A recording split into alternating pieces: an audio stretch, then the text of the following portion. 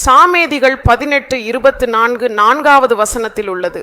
பலர் அதிகமான நண்பர்களை வைத்திருப்பார்கள்.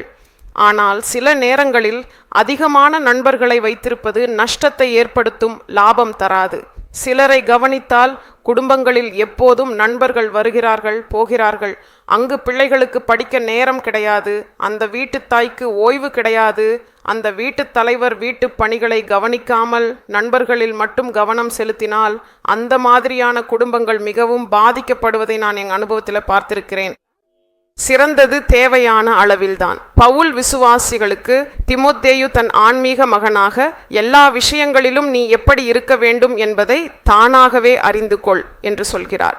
அமிர்தமும் அதிகமாக இருந்தால் அது விஷமாக மாறிவிடும் என்பதால இந்த உலகத்தில் தேவன் உனக்கு கொடுத்த நண்பர்களை பாதுகாத்து அந்த நட்பை அனுபவிக்க வேண்டிய அளவுக்கு மட்டும் வைத்துக்கொள். உண்மையான உறவு தேவனுடன் இருப்பதே மிகவும் சிறந்தது.